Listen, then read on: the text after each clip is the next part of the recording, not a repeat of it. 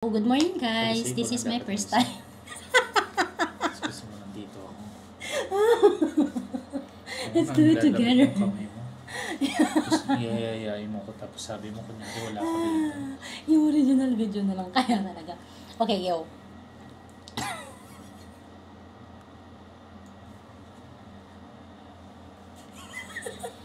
Loves, Kasi tomorrow na.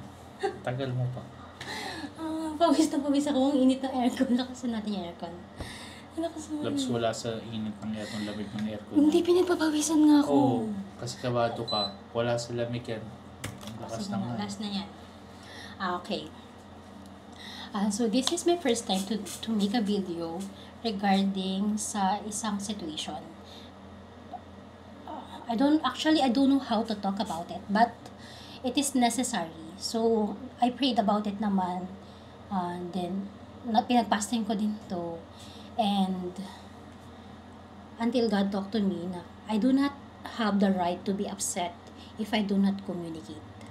So what are those things that makes me upset or hurt me for the past few days? So hindi ako pwedeng magalit sa mga bagay na yun kung hindi ko naman heads upan si person na oops, mali yan or offensive yan. So there's a case kasi that happened a week ago. So hindi ko na siya papangalanan. Yung taong to hindi ko na papangalanan. Pero dahil kasi maraming beses na nangyari to from the past, tapos nagsusumbong ako sa Lord. So parang sabi ni God sa akin na wala akong karapatang magalit sa isang bagay na hindi ko naman communicate sa ibang tao. Pero kasi itong case na to is common sense na to na dapat hindi ginagawa. So ano yun? There's instance a week ago na may babae na humawak na ganto-ganto or nag-touch na ganyan-ganyan lang tapos ganyan na hinihimas-himas na for 3 times. And this scenario is nangyari na siya sa past. Ilang beses na siyang nangyari. Ilang beses Ibang na tao. sa iba't Meron ibang sa tao, iba. hindi same na tao. Pero marami nang gumawa sa kanya sa muscle sa bicep niyang wala namang muscle. So sabi ko, I pray about it kung paano ko i-approach yung tao na yon. So I'll approach that person privately, pero hindi ko na siya papangalanan. But this matter needs to discuss or i-heads up ko na kayo. Hindi naman patama sa lahat, pero heads upan na kahit gaano tayo ka-close, distance, may mga bagay na dapat hindi ginagawa at may mga bagay na off limit, especially kung may asawa na yan o may boyfriend, may girlfriend na yan, hindi na dapat ginagawa yung mga bagay-bagay, especially lalo na kung pag ginawa sa iyo magagalit ka din. So ano yung purpose ng video na to is Para warning ang kayo na huwag kayo didikit sa akin. Macho ako. Okay na. Cut. hindi kasi kahit sino namang babae talaga, actually hindi ako territorial, never akong naging palaaway sa ganitong bagay, pero may mga bagay kasi na I can tell to my husband na it hurts me because hindi mo siya tinaboy. Kasi hindi mo siya tinaboy, body mo yan. So I cannot expect my husband not sabihin sa ibang tao na okay, well, I cannot say my husband or I cannot tell you na itabi mo sila or sabihan mo sila kung yung mga tao na yon is wala ding alam na ay may asawa na pala to. But those persons kasi alam nila na gumawa sa amin nun. Those persons are those people na gumawa sa amin nun dati. Alam nila na may asawa na si Rog at asawa ko siya at ginagawa nila yun harap-harapan sa amin. Na hindi lang basta hawak, talagang dinadalirot nila ng ginagawa yung muscle. Ang tawag? May dalirot. Mali ba ako? I mean, ginaganon. So, Dalirot. sa part ko, provocative yun, lalo na sa lalaki kapag nagpapakita, lalo na ang babae ang gumagawa nun sa kanya.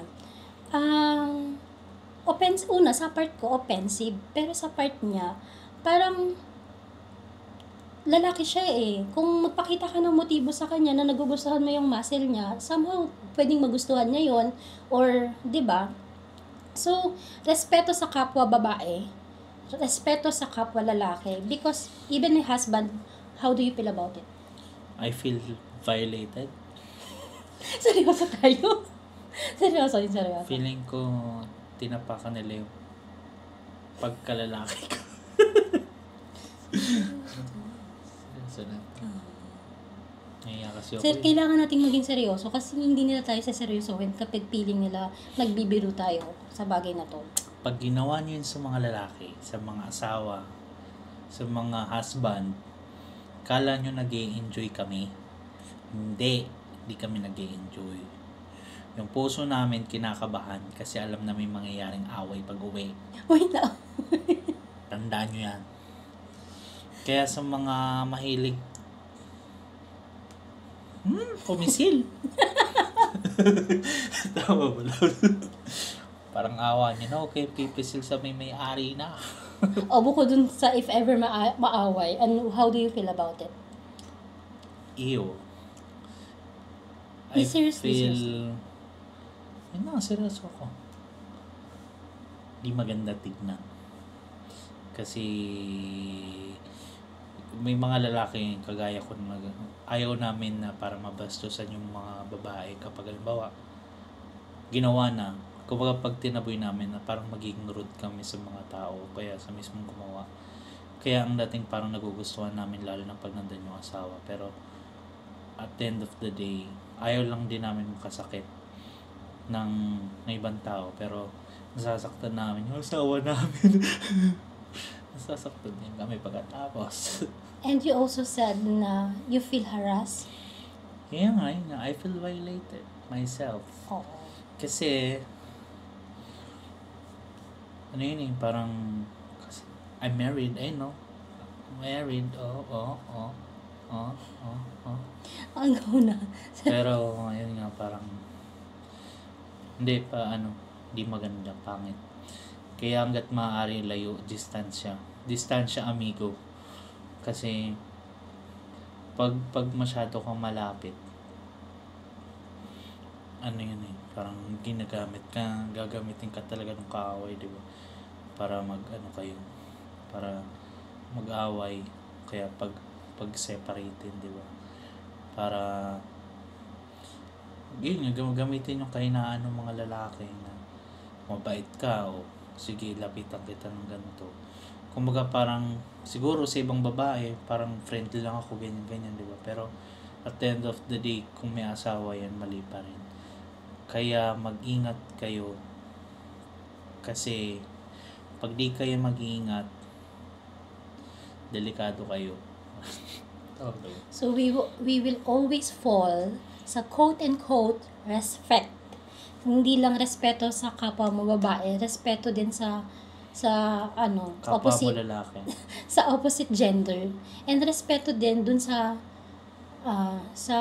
ibang tao, lalo na kung in relationship naman. Kasi for you parang wala lang yung mga touch.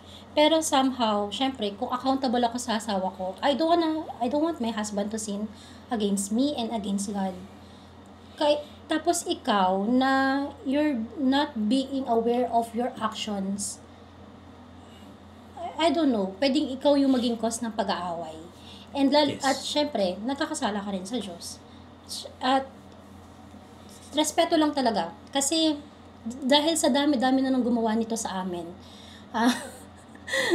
pasalamat sila, hindi pa ako pala away. Kung may isang bagay ako na gustong sabihin sa inyong mga kababaihan kayo, don't let yourself be the reason para magkasala kami. Ganun din mga lalaki. Wag nyo din wag nyo hayaan na maging reason din kayo para magkasala rin yung mga wife nyo, mag-isip ng masama,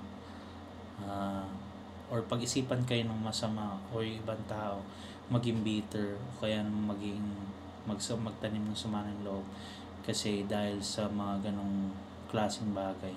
Hanggat maaari, Ngayon nga, kung mahal natin yung mga kaasawa natin. Or girlfriend, boyfriend. Oo, respeto mo. Kikigil ako sa'yo eh.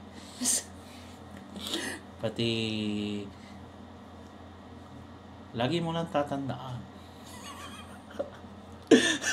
Wala na tayong video may ayos. First video to, tapos puro kalokohan. Lagi mo tatandaan.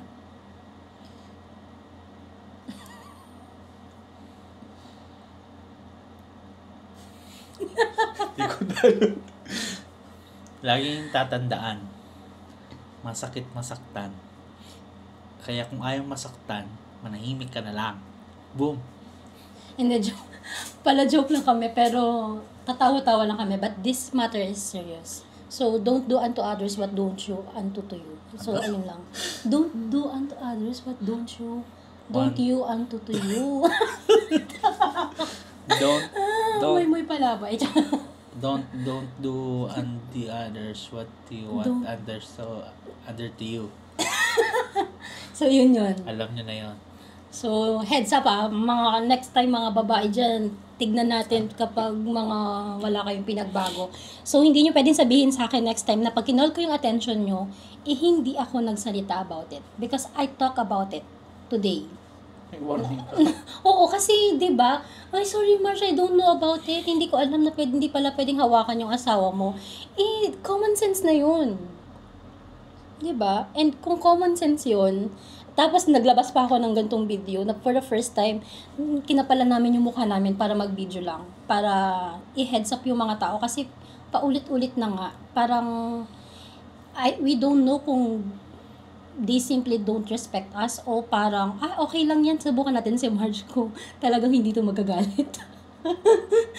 Ganun, di ba? So, paano natatapusin? So, ayun na lang. Hanggang dito na lang. Ang haba! Sabihin mo muna yung last words mo muna. Yung moral lesson, gano'n. Kasi nagbanta ka lang eh. Baka hindi nila panoorin yung video, matatakot sila. Ayun nga.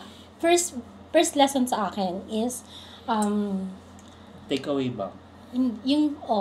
First lesson kasi sa akin is sabi ni God sa akin, I do not have the right to be upset or be in pain if I do not communicate what hurts me. Ayun. So, hindi ako pwedeng magalit. Hindi ako pwedeng magalit sa kanila kung hindi ko sila napagsabihan na, bawal yan. Or sa mga gumawa na at mga gagawa pa. If hindi ever. sa asawa mo. At sa asawa, I respect you. Sa kanila, tingin-tingin na lang. Binabantayan ko kayo, handa kayo dyan. Hindi, joke lang. Respect. Ayun, respect sa kapwa mo. Sinabi ko na, paulit-ulit. Respect is the number 1 policy. Next, cleanliness. Yeah. Next to cleanliness. Ipatayin mo na nga, Wag, wait lang. Ano? Siyempre may sasabihin kayo. Hindi naman yan. Pag magbablog ka, kailangan meron Hindi to ka pang vlog. ending credit. Hindi tayo Kasama to nag-vlog. sa Hindi to upload mo to, pustahan ka. Hmm. So, share, like, and subscribe.